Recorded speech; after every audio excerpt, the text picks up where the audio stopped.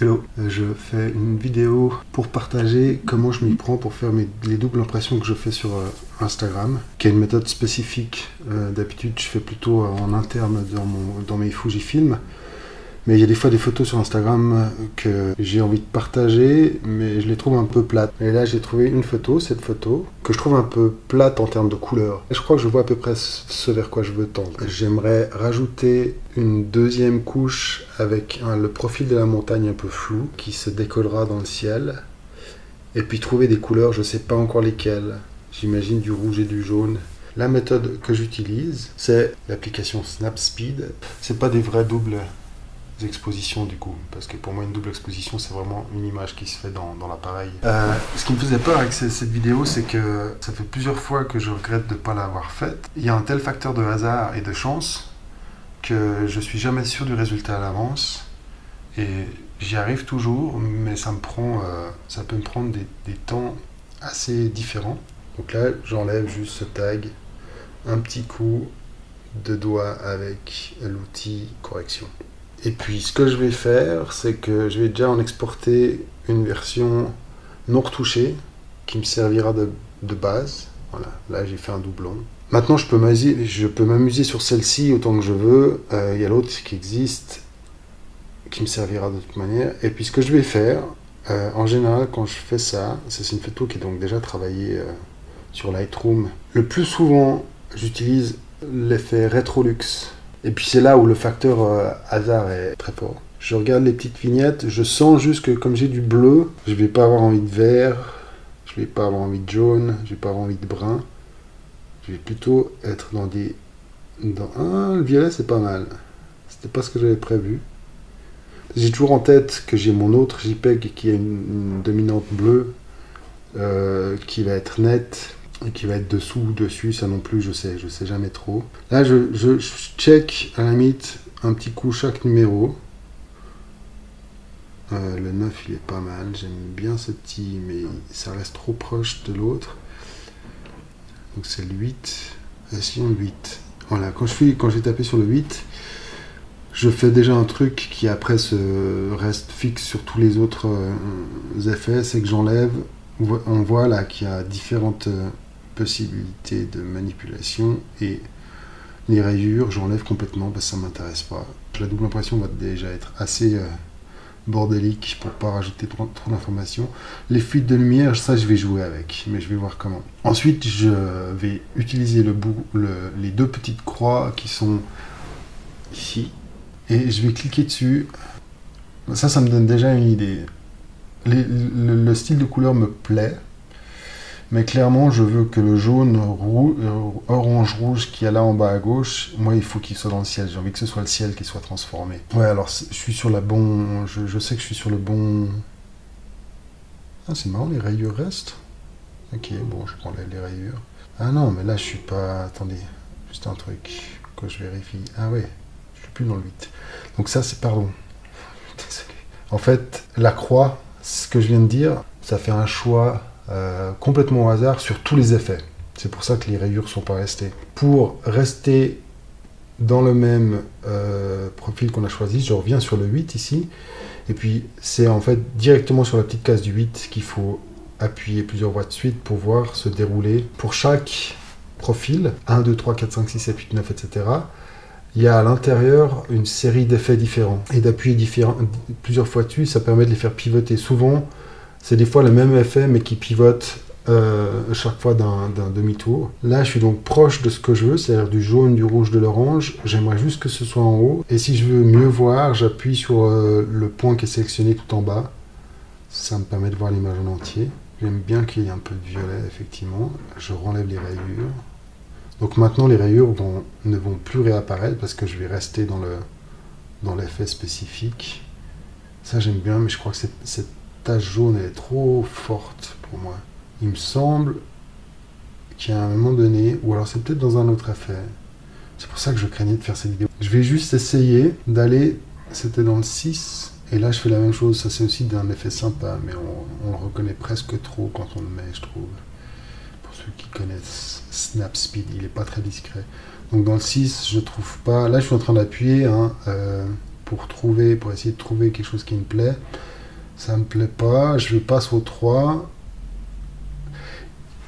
Je comprends pas toujours ce qu'il fait, hein, parce que cette bande en bas à gauche, là, elle est apparue dans le 6 aussi. Et il y a des fois où il garde pendant un moment le style d'effet sur l'autre fond de couleur.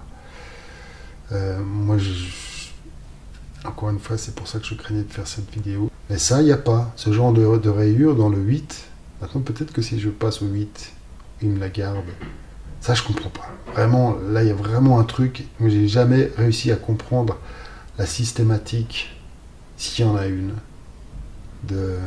Si tu la connais, tu peux me dire, je suis que d'apprendre. Bon, alors, je reviens au 8, parce que ce rouge, jaune, violet, je pense qu'il il ira bien. Voilà, je retrouve, puis finalement, je vais aller avec ça. Donc là, maintenant, ce que je fais, c'est que je vais tourner jusqu'à ce qu'elle se place. Je sais que je veux qu'elle se place en haut à droite. Une fois qu'elle sera là, voilà. Ok, ça va être mon choix, très bien.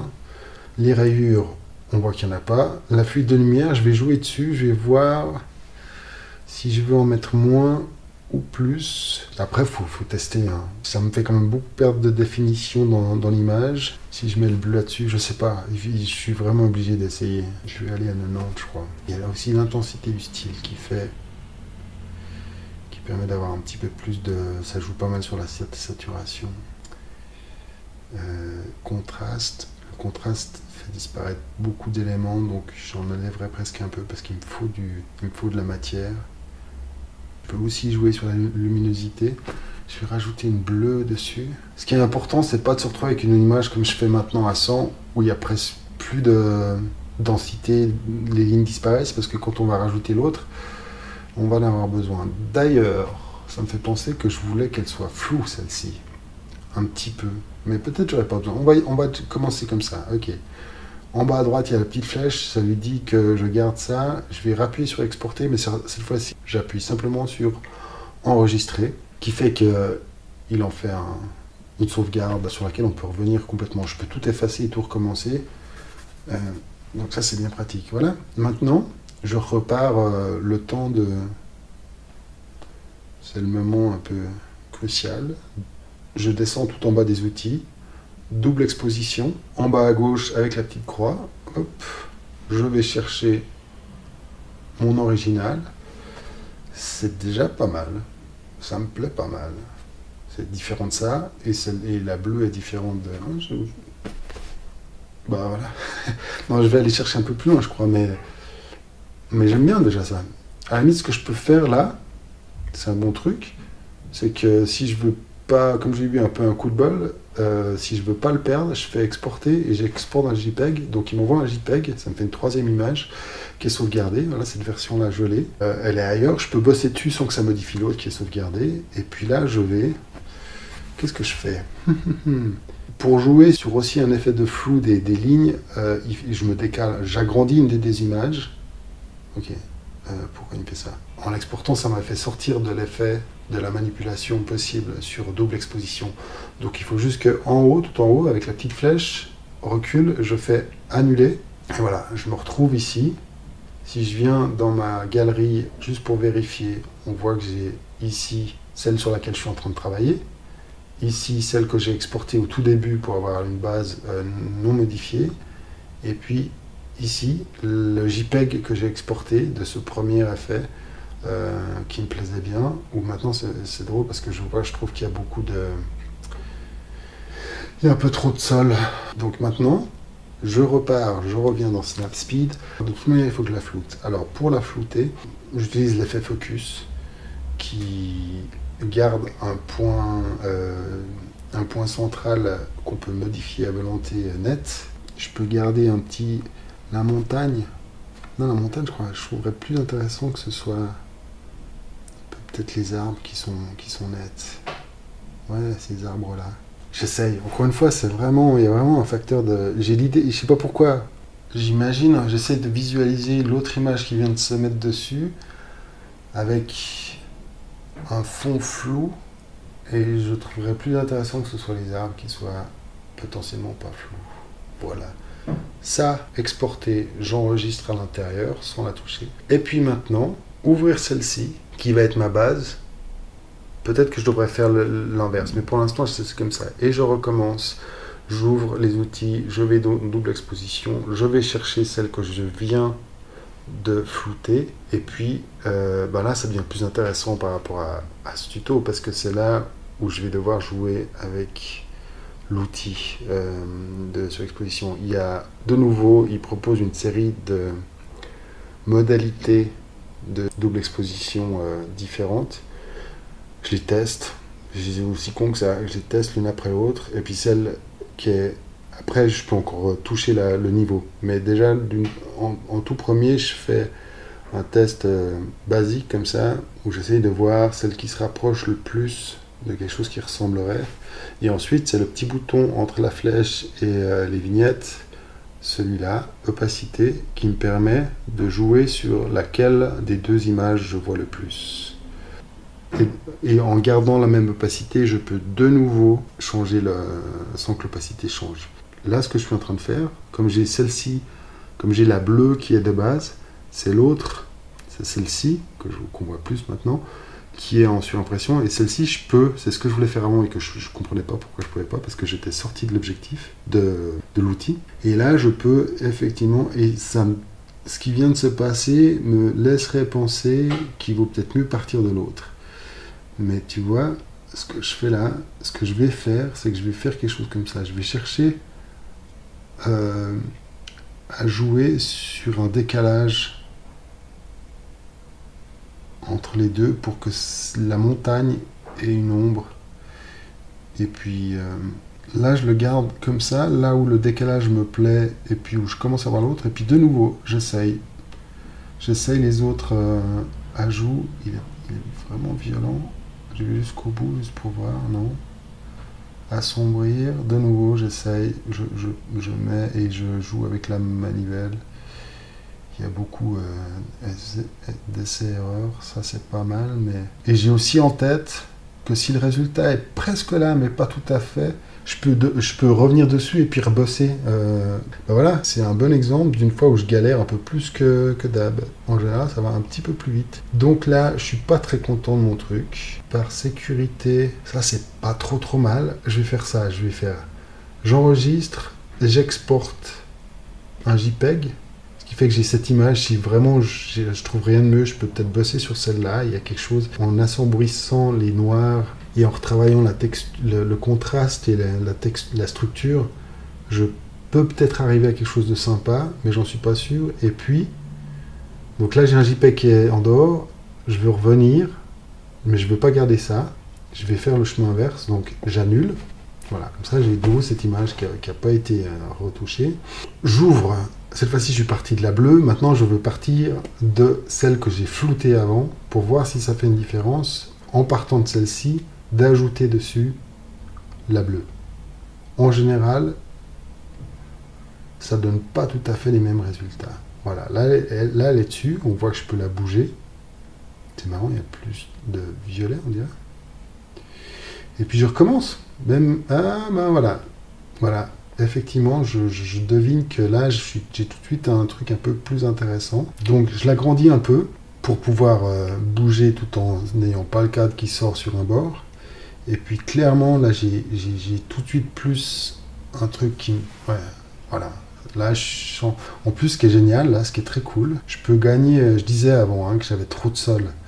Et bien là, je peux en enlever un peu, je peux en gratter un peu parce que je descends. Je crois que ça va me plaire, ça. Je vais juste quand même essayer, je crois que je vais aller sans doute là-dessus, mais je vais juste essayer pour être sûr qu'il n'y a pas un autre truc encore mieux. Après, des fois, il y a plusieurs options qui sont intéressantes, ça j'aime bien. J'aime bien aussi ça, c'est un peu mystérieux, il y aurait des choses à faire. Ça fait déjà beaucoup d'options, donc on va éviter de... Et ça, franchement, c'est absolument incontrôlable à l'avance. J'ai jamais réussi à... Il faut vraiment faire, tester, s'amuser. Je crois que je prends chaque fois des chemins différents. Ce que j'avais finalement choisi, c'était la première option, superposition. Voilà, en fait, ce serait plus un nom correct. C'est de la superposition. Ce sont deux images superposées, si on veut être exact, plus que de la double exposition. Et puis là, je vais devoir choisir, et ça je le fais vraiment au feeling, je veux à la fois que l'image de base soit présente et assez nette, et puis je veux que ça me serve, donc il faut que ça se voit un peu. Là, on voit la floue pas assez, là, on la voit trop, donc c'est quelque part entre les deux. Et puis après, je sens que ça va être un peu délicat. Pour enlever cette barre en bas qui me cache un peu de l'image, toujours, j'appuie sur l'effet qui est en train d'être actif. Comme ça, je vois un peu mieux, et puis je bouge. Ce qui est aussi possible des fois, c'est de mettre la nette en dessus, mais il me semble, moi, souvent que j'utilise souvent le flou comme quelque chose qui délimite en dessus du net. Elle est cool, à part ça, je suis content. Elle me plaît bien. Ce que je regrette un peu, c'est que le nuage là-haut, on le voit... Ouais, qu'est-ce qui fait qu'on le voit pas tant? C'est marrant. Ah, mais oui, mais c'est parce que mon image est agrandie, en fait. C'est pour ça. Le décalage à un point ne va pas être le même à un autre. Je repense à ça, mes sapins, je trouve pas mal. Je pense que si c'était flou, on voit que la montagne qui est floue derrière, elle se perd vraiment, mais c'est bien, j'aime bien, et que les arbres soient un peu plus définis, qui ressortent, je trouve effectivement pas inintéressant. C'est comme si c'était une prolongation de la forêt, alors qu'une deuxième montagne derrière de la même forme, c'est un peu bizarre. Par contre, c'est plausible qu'il y ait comme une deuxième rangée d'arbres là-bas derrière. Cool, allez, on part là-dessus. On part là-dessus? C'est bon? Tu confirmes? Ok. Après, il y a encore des petites choses à faire. Je vais encore juste faire deux choses que je partage parce que ça me semble intéressant. L'outil détail, il va me permettre de faire ressortir un peu les nuages un poil mieux. Si j'abuse, je vais te montrer comment ça fait si j'abuse. Ça devient vite assez moche, moi je trouve. En tout cas, j'aime pas ces artefacts là. On peut voir aussi la différence pendant que j'y pense. Le petit siglet qui est en haut à droite, ça te permet de voir avant-après. D'ailleurs, on peut faire ça ici en haut à droite, ou je peux le faire simplement en appuyant sur l'image en plein centre. Ça fait la même chose si jamais. Sauf qu'en haut à droite, ça permet de ne pas avoir le doigt dessus. À 10, c'est quasiment invisible, mais ce qui est plutôt bon signe. Ça donne juste un tout petit peu plus de définition. Ah oui, j'ai un bon truc aussi que je vais partager là. Je rajoute juste un petit bonus à ce tuto qui n'était pas prévu. C'est que quand on a une image qui a déjà été beaucoup travaillée, des fois, comme je disais avant, il pourrait y avoir des lignes qui apparaissent dans le ciel ou dans les effets qui font quelque chose d'assez moche. Et je vais le faire maintenant juste pour l'exemple. Je vais rajouter beaucoup de détails. Ça fait pas exactement ce que je veux là, mais disons que c'est ça. J'ai trouvé un moyen d'enlever ces artefacts un peu dégueulasses en utilisant l'outil sélectif qui est ici à gauche, qui en fait, en appuyant sur le lieu où on veut le mettre, après il suffit si on s'est planté de lieu, on peut le bouger en appuyant dessus. Et en fait, si je suis juste à côté et puis que je monte ou que je descends, ça me montre que j'ai 3 commandes. Luminosité, contraste, saturation, structure. Et ces 3 effets-là, ils vont agir que sur une zone délimitée que je peux voir en appuyant avec les 2 doigts autour et en les écartant ou en les rapprochant. Ça fait un cercle, on voit, là je le rapproche parce que je veux juste... Donc je bouge mon truc, je me mets autour, je vois... En rouge, ce qui s'affiche en rouge, c'est la partie sur laquelle il va avoir un effet. Et puis simplement, sur la partie où je veux enlever ces strates disgracieuses, je vais sur l'effet structure, le 4e tout en bas, et puis... oh, on est arrivé à la fin de la batterie. Bon, on va faire sans la lumière. Tu m'excuseras, mais on va faire sans la lumière. On voit que si je vais sur la droite, ça fait... pire. Et si je vais sur la gauche, ça adoucit ces lignes, ça les enlève. Si j'appuie en bas à droite pour voir avant-après, on voit que le nuage, ça se voit très fort sur le nuage même, il devient complètement lisse. De nouveau, à utiliser avec finesse, mais voilà, je peux le couper, il disparaît.